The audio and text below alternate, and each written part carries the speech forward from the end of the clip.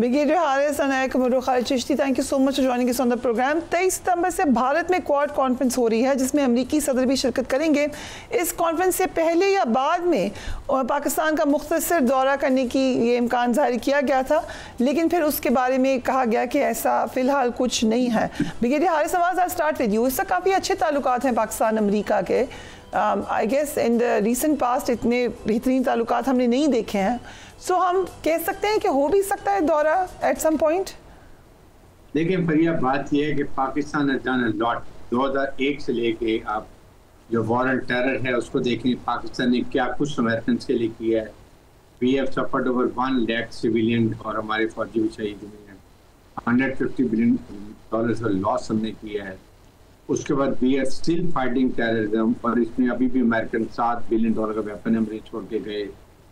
हम इस वक्त ग्लोबल टेररिज्म को कन्फ्रंट कर रहे हैं सिंगल हैंडेडली, हमारे पाकिस्तान की ट्रूप्स, और बहुत सक्सेसफुली कर रहे हैं। रीजंस, ऑल फ्लैग, जो कुछ हमने किया, फिर अमेरिकन भी कहने पे हमने सीज फायर की, उन्होंने हमारे फील्ड मार्शल को बुलाया, डिस्कशन की 1 घंटे की 2 घंटे की, whatever we develop a good understanding. I think morally भी, डिप्लोमेटिकली भी, इखलाकी तौर पर भी अमेरिकन प्रेसिडेंट का बनता है कि वो जब इंडिया आते हैं, even he stay for few hours, he must come to Pakistan and to show solidarity with the people of Pakistan, what we have stood for them in war and terror। तो 2-3 दहाइयों में हमने support किया है, और उसके बाद अभी भी जिस तरीके से हमने इनके साथ खड़े हुए हैं, इवन ईरान के मसले पर हमने उनको बहुत ब्रीफ किया है, फिर हमने उनकी सीज फायर को एक्सेप्ट किया, ट्रेड की बात कर रहे हैं वो कर रहे हैं, हमने हर सालसी को एक्सेप्ट किया, उनको नोबेल प्राइज के लिए हमने नॉमिनेट किया। आई थिंक इन कॉन्टेस्ट में देखा जाए so this is what they can repay to Pakistan if President Trump visit Pakistan from India। But India को क्या प्लीज करेंगे? India has been denying all the time कि आप इस चीज पर कई वॉक को एक्सेप्ट नहीं कर रहे हैं। उन्होंने आपको लेट डाउन चाइना के बाद से भी किया, पाकिस्तान में भी हमने उन्होंने लेट डाउन किया। उसके बाद ये एरोगेंस भी वहाँ शो कर रहे हैं, बार बार कहते हैं नहीं वी डोंट एक्सेप्ट मीडिएशन। तो इन सारी चीज़ों को देखा जाए तो आई थिंक पाकिस्तान डिजर्व के should come and visit Pakistan and show solidarity. और इस वक्त जो पाकिस्तान जिस साइड रीजन में रीजनल स्टेबलाइजर बने उसको भी एक्नॉलेज करने के लिए ही शुरू विजिट पाकिस्तान। राइट। सो एक उमर खालिद चिश्ती, इस वक्त मामलात फ़र्क नज़र आ रहे हैं आपको इंटरनेशनल पॉलिटिक्स के। पाकिस्तान इंडिया की पोजीशन यकीनन तब्दील होती हुई नज़र आई है। इंडिया इंटरनेशनली उस जगह पर नहीं था जहां वो अपने आप को समझता था। पाकिस्तान को लोगों ने देखा कि एक बहादुरी से उन्होंने रिटेलिएट किया इंडिया के ख़िलाफ़, और इंडिया ने जो प्रोपेगेंडा किया था उसको भी केटर किया। लेकिन अब अगर हम क्वाड को ही देख लें, इसका बुनियादी मकसद चीन को काउंटर करने के लिए रुकन ममालिक के दरमियान स्ट्रेटेजिक पार्टनरशिप को आगे बढ़ाना समझा जाता है। सो इन दिस चेंजिंग सिनारियो कितनी इंपॉर्टेंस होगी क्वाड की इस वक्त? बहुत शुक्रिया फरिया मुझे इनवाइट करने का, और जिसको कहते हैं अस्सलाम वालेकुम, गुड इवनिंग आपकी तरफ है। मैं अभी कनाडा में हूँ तो इसलिए यहाँ पे सुबह सुबह के ऑपोजिट 12 घंटे का फर्क है। Good morning. जहाँ तक आपका सवाल है कि ये रेलेवेंस क्या है, रेलेवेंस तो पाकिस्तान की कौम ने और मुसल्लह अफवाज ने अर्न की है। आपने नोट किया होगा कि कुछ अर्सा पहले तक हम बिल्कुल दुनिया से थोड़े कटे हुए थे। हिंदुस्तान ने सोचा कि हम ऑलमोस्ट लेस रेलिवेंट हैं, इसको लीस्ट रेलिवेंट कर दिया जाए पाकिस्तान को दुनिया से, और वो करते करते पाकिस्तान ने जो रिजॉल्व शो किया, और आपने सही कहा, जो बहादुरी से लड़े, दुनिया को पाकिस्तान की ना सिर्फ समझ आई बल्कि एक न्यू पोजीशन जो हमने अर्न की, रेलेवेंस की, उससे हम इररेलेवेंट या लीस्ट रेलेवेंट होते होते ज़्यादा ही रेलेवेंट हो गए हिंदुस्तान के मुकाबले। और हिंदुस्तान ने क्योंकि इतने अरसे में अपनी क्रेडिबिलिटी लूज की बगैर किसी सबूत के, पहलगाम और बाकी सारे सारे हमें पता है, तो दुनिया ने कंपैरेटिव एनालिसिस शुरू किया, तो वी अर्न द क्रेडिबिलिटी। अब जाहिर है अब वक्त चेंज हो गया है, दुनिया फैक्ट मांगती है, टेक्नोलॉजी आ गई है, मीडिया बहुत तेज है, डिजिटल प्लेटफॉर्म्स बहुत ज़्यादा दुनिया में है। तो अब दुनिया को आप बहुत ज़्यादा देर तक आप जिसको कहते हैं ना इग्नोरेंस में नहीं रख सकते। तो एक टाइम आ गया है कि हमें सिर्फ रिस्टोर किया हमने अपने कॉन्फिडेंस को भी, दुनिया की नज़रों में भी, और जाहिर है दुनिया ने भी वैल्यू किया। और मैं अक्सर ये बात करता हूँ because the victory has value. एक बात तो ये है, और दूसरा, एक दुनिया में हमेशा एक ट्रेडिशन रहा है खासतौर पर आजकल के पावर टॉक्स टू पावर, जिसका मतलब ये है कि हमने अपनी पावर साबित की है जिससे दुनिया आपको नामे ना सिर्फ रिकग्नाइज कर रही है। दौरा होना या ना होना आपकी बात ठीक है, चाहे चंद घंटों का हो, वो वैल्यूएबल होता है, एक मैसेज जाता है दुनिया को, इंपॉर्टेंस और सिग्निफिकेंस जाती है। लेकिन ऑलरेडी आपने नोट किया है कि हमने बड़ी हमने बड़ी माइलेज जिसको कहते हैं कवर की है in the eyes of specially United states, और बहुत अरसा एक गैप भी था। इस वक्त पाकिस्तान को, मैं Pakistan air force point of view से आप कह सकता हूँ, पाक फिजाई के सरबराह ने भी कुछ दिनों पहले दौरा किया है। राइट। पाकिस्तान अमेरिका के साथ एक्टिवली, पाक फिजाई खासतौर पर बात कर रहा हूँ, कि एक्टिवली इंगेज्ड है, चाइना के साथ भी और अमेरिका के साथ भी। और मेरा मानना यह है कि जब ऐसी आपकी स्ट्रेटेजिक इंपॉर्टेंट होती है पोजीशन, तो इट डज नॉट मैटर कि आप बिल्कुल इंक्लाइंड रहें एक तरफ या एक पोल की तरफ रहें, दूसरे पोल को छोड़ दें। ये बहुत अच्छी स्ट्रैटेजी है पाकिस्तान की, और खासतौर पर पाक फिजाइया का मैं प्रीव्यू हूँ कि बहुत दोनों को इंगेज, अपने बेहतरी के लिए, अपने डिफेंस के लिए, अपना अगर कोई वैक्यूम नजर आया है इस जंग के अंदर, हमें कॉन्फ्लिक्ट के अंदर, तो उसको रिमूव करने के लिए, अपग्रेड करने के लिए ये अच्छे साइड था ओवरऑल।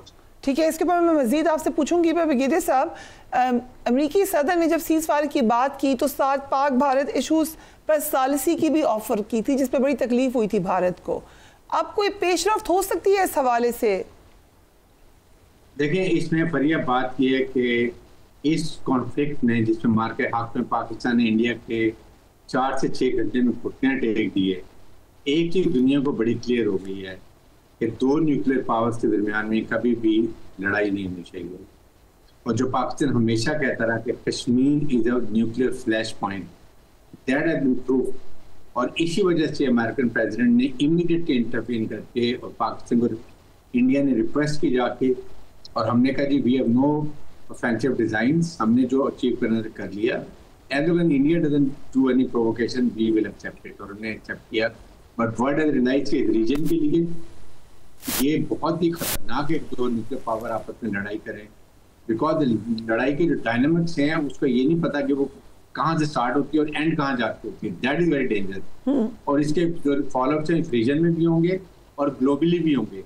इसलिए I think the world is realized now, they accept कि एक तो कश्मीर इशू इंटरनेशनलाइज हो गया, और अब ये वो बायलैटरल बात नहीं बल्कि यूनाइटेड नेशन के चार्टर के मुताबिक कश्मीर को हक़ खुदराती मिलना चाहिए, और यही इसका वाहिद हल है, क्योंकि ये एक यूनाइटेड नेशन की रिस्पॉन्सिबिलिटी है। और यूनाइटेड नेशन के आप लाइन ऑफ कंट्रोल पे देखें तो तमाम यूनाइटेड नेशन मिलिट्री ऑब्जर्वर खुद बनता है, तैनात है यूनाइटेड नेशन की तरफ से।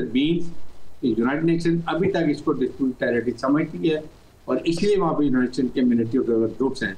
तो हमें इसको लेके आगे चलने, दुनिया को बताना है कि कश्मीर कितना बड़ा न्यूक्लियर फ्लैश पॉइंट है, इसको हल होना चाहिए, और India should behave like a nuclear state. Pakistan ने एक बड़ा क्लियर मैसेज दिया है कि Pakistan is a very mature responsible nuclear state with professional battle hardened army, और we don't believe in any provocation, we have no offensive design, our study cases are for peaceful purpose, for minimum deterrence, we have no offensive design. लेकिन India को realise नहीं करता, हर दफा उनका uranium leak होता रहे, चोरी होता रहे, पकड़ते गए। यहाँ हमारा कमांड मॉडर्नाइज, जिसको दुनिया रिकग्नाइज करती है, और लाइक वाइज हमारी मिसाइल टेक्नोलॉजी बहुत मॉडर्न तरीके हैं। इंडिया का एक इंच एरिया कवर्ड हमारे मिसाइल में, लेकिन हमने कभी ऐसी बात नहीं की, बिकॉज वी वांट पीस इन दोनों रीजन में, ताकि यहाँ की आवाम तरक्की करें और कश्मीर का मसला पीसफुल तरीके से निगोशिएशन से हल किया जाए। राइट। सो चिश्ती साहब,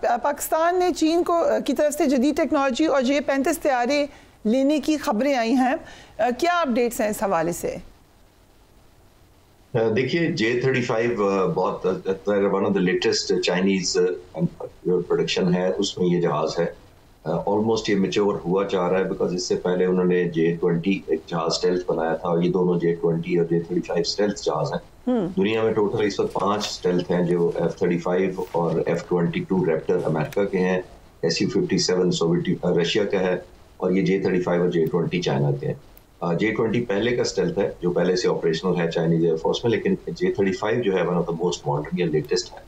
ये अगर पाक फिजाइया को इसकी तरफ ऑप्ट करती है और हमें मिलती है, बहुत बड़ा वॉर फाइटिंग एयर पावर के डायनामिक्स ही चेंज कर देगा, बिकॉज ये स्टेल्थ जहाज है, रडार पर नजर नहीं आता है, बहुत बड़ा शॉक ये सरप्राइज देता है, और ज़ाहिर है बड़ी हैवी टनेज उठाकर ले जाता है, तो ये डायनामिक्स इस एरिया में बदल जाएंगे। इसके मुकाबले में हिंदुस्तान ने भी कोशिश की है कि अमेरिका से, जब उनको सुना गया था एक दफ़ा कुछ साल पहले कि उनको F-35 अमेरिका ने ऑफर किए हैं, लेकिन वो बहुत महंगी मेंटेनेंस या फ्लाइट की कॉस्ट होने की वजह से कहा जाता था कि तकरीबन 30 लाख रुपए पर घंटे की उसकी कॉस्ट है। इस वजह से इंडियन एयरफोर्स ने नहीं खरीदा था F-35।